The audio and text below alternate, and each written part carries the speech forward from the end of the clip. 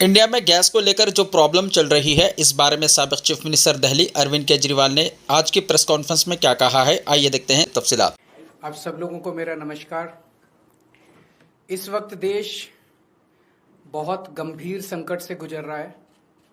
पूरे देश में एलपीजी गैस जिसे हम बोलते हैं, जो घरों में खाना बनाने के भी काम आती है, रेस्टोरेंट में, इंडस्ट्री में, तरह तरह से लोग इसका इस्तेमाल करते हैं, एलपीजी सिलेंडर का, गैस का।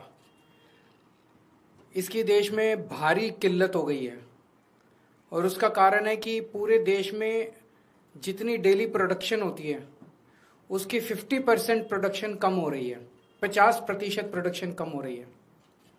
ये कैसे, मैं आपको थोड़ा समझाता हूँ। हमारे देश में जितनी एलपीजी की खपत है उसका 60% इंपोर्ट होता है और उस 60% इंपोर्ट का 90% स्ट्रेट ऑफ हर्मुज से आता है। और स्ट्रेट ऑफ हर्मुज अब इंडिया में जितना आता था इंडिया के लिए बंद हो गया, तो 90% इंपोर्ट्स कम हो गए हैं। तो लगभग 50-55% प्रोडक्शन हमारे देश की एलपीजी की कम हो गई है। इसका सबसे ज्यादा खामियाजा इस वक्त इमीडिएटली रेस्टोरेंट्स और होटल बर्दाश्त कर रहे हैं। सरकार ने आदेश जारी किया है कि रेस्टोरेंट और होटल्स को एलपीजी गैस मुहैया नहीं कराई जाएगी। रेस्टोरेंट्स एंड होटल्स एलपीजी की स्टॉक नहीं रख सकते, वो उसको स्टोर करके नहीं रख सकते क्योंकि सेफ्टी कंसर्न्स होते हैं। तो जितने एलपीजी सिलेंडर उनको रोज चाहिए होते हैं उतनी डेली की डेली उनको सप्लाई की जाती है। तो अब एकदम से अगर एलपीजी बंद हो गई तो उनके पास तो 2 दिन का भी स्टॉक नहीं है, 1 दिन का भी स्टॉक नहीं है। इसकी वजह से अब मुंबई में 20% होटल और रेस्टोरेंट बंद हो चुके हैं और लगभग अगले 2 दिन के अंदर 50% रेस्टोरेंट और होटल बंद होने जा रहे हैं।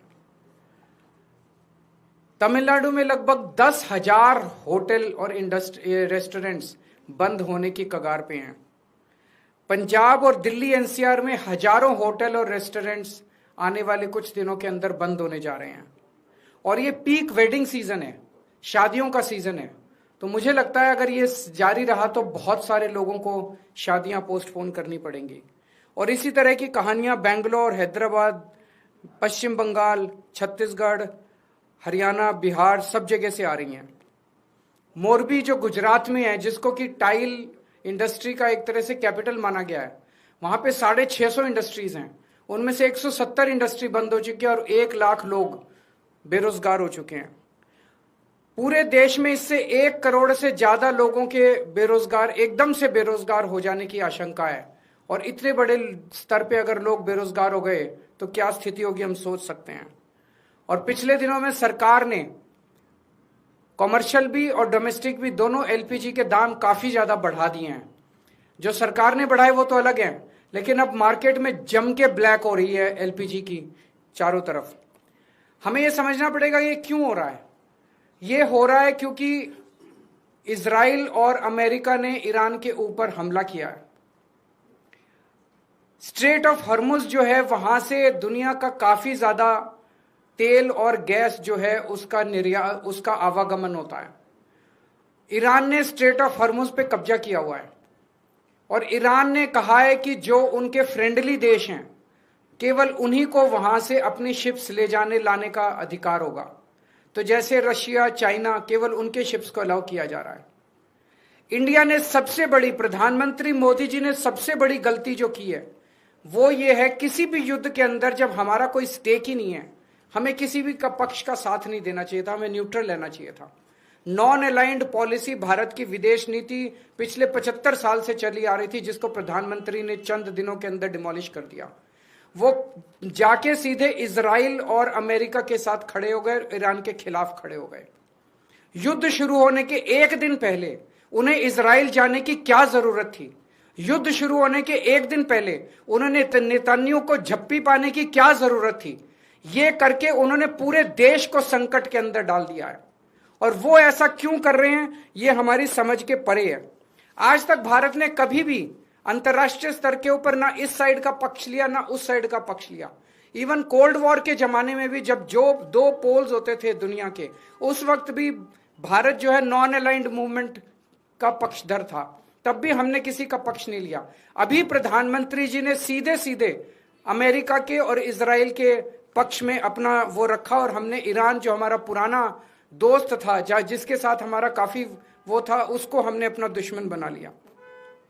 140 करोड़ पिछले कुछ दिनों में, पिछले कुछ महीनों में, पिछले 1 साल से हम देख रहे हैं किस तरह से प्रधानमंत्री मोदी जी सीधे सीधे, ऐसा लगता है मेरे को ये शब्द इस्तेमाल करते हुए बेहद शर्म महसूस हो रही है, प्रधानमंत्री मोदी जी ट्रंप के गुलाम बने हुए हैं। 140 करोड़ लोगों के इस महान देश को प्रधानमंत्री मोदी जी ने अमेरिका की कॉलोनी बना दिया। अमेरिका, हम देखते हैं जब अंग्रेज आए थे, अंग्रेजों ने भारत पे क्यों कब्जा कर लिया? अंग्रेजों ने भारत पे कब्जा किया था क्योंकि उस वक्त हमारे देश के अंदर शासन करने वाले जितने राजा थे वो कमजोर थे, उनको ब्लैकमेल किया जा सकता था, उनको खरीदा जा सकता था, उन पे अटैक करके अंग्रेजों ने कब्जा कर लिया। आज अमेरिका ने हमारे देश पे कब्जा कर लिया है क्योंकि एक तरह से हमारे देश का प्रधानमंत्री कमजोर है, उसको ब्लैकमेल किया जा रहा है। प्रधानमंत्री को किस वजह से ब्लैकमेल किया जा रहा है? एक एक देशवासी का खून खौल रहा है इस टाइम।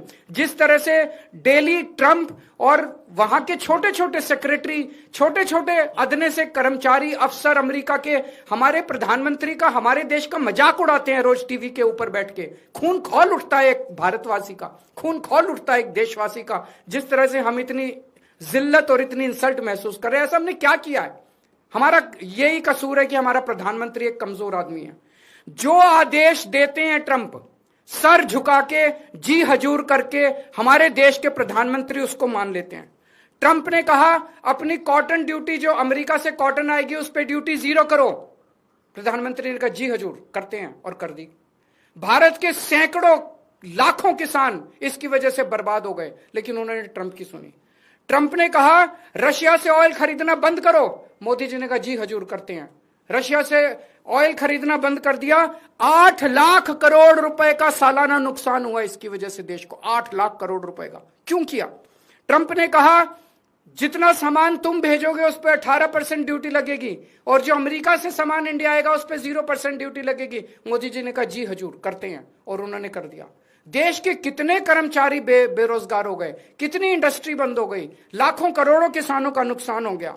और अब उन्होंने इस युद्ध के अंदर ट्रंप का और इजराइल का साथ दिया है। हम ये जानना चाहते हैं कि प्रधानमंत्री जी की क्या मजबूरी है? कुछ तो है ट्रंप के पास, प्रधानमंत्री मोदी जी का, जिस वजह से मोदी जी इतने मजबूर हैं। ट्रंप खुलेआम कह रहा है मेरे पास मोदी जी के कुछ ऐसे राज हैं जिनको अगर मैं पब्लिक कर दूं तो मोदी जी का करियर खराब हो जाएगा। अगर मोदी जी को लगता है कि कुछ ऐसी शर्मनाक बातें हैं ट्रंप के पास जिनको पब्लिक में आने से उन्हें नुकसान होगा, वो इस्तीफा दे दें, पर देश के साथ खिलवाड़ ना करें। कोई और बच जाएगा प्रधानमंत्री। अगर उन्हें अपने जो उनके सीक्रेट्स हैं ट्रंप के पास, उसके पब्लिक होने से डर लगता है, वो इस्तीफा दे दें, पर देश को बर्बाद ना करें। 1947 में हमारा देश आजाद हुआ, उस वक्त हमारा देश इकोनॉमिकली और कई चीजों में बहुत कमजोर था। इसके बावजूद पूरी दुनिया में भारत की एक इज्जत थी, पूरी दुनिया के अंदर भारत का सम्मान होता था। 1971 में जब सीधे सीधे अमेरिका ने धमकी दी थी इंदिरा गांधी जी को, तत्कालीन प्रधानमंत्री को, कि अगर तुमने पाकिस्तान पे हमला किया तो अमेरिका भारत पे हमला कर देगा, इंदिरा गांधी ने अमेरिका की एक नहीं सुनी। हमने पाकिस्तान पे हमला करके बांग्लादेश को आजाद कराया। वो एक जमाना था जब भारत चौड़ा होकर पूरी दुनिया के अंदर चलता। आज हमारे देश के प्रधानमंत्री मोदी जी ने भारत का सर झुका दिया है पूरी दुनिया के अंदर। हम चाहते हैं कि ये पॉलिसी, फॉरेन पॉलिसी इस तरह की ना की जाए, हमें अमेरिका का गुलाम ना बनाया जाए, ट्रंप के सामने नतमस्तक ना हुआ जाए, और देश की विदेश नीति हमारे भारत के क्या इंटरेस्ट्स हैं उसके हिसाब से बननी चाहिए, ना कि प्रधानमंत्री जी की मजबूरियों और कमजोरियों की गुलाम होनी चाहिए। वीडियो को लाइक शेयर कीजिए, और अगर आप हमें YouTube पर देख रहे हैं तो हमारे चैनल को सब्सक्राइब कर लीजिए, और अगर Facebook और Instagram पर देख रहे हैं तो पेजेस को फॉलो कर लीजिए, ताकि ऐसे ही ताज़ा तरीन अपडेट्स आइंदा भी आपको मिलती रहे।